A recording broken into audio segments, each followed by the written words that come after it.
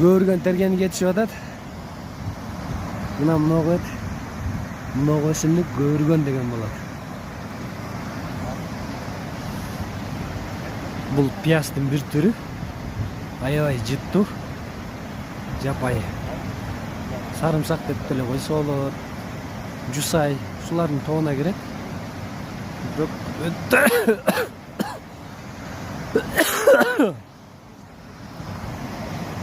өтө даамдуу өсүмдүк.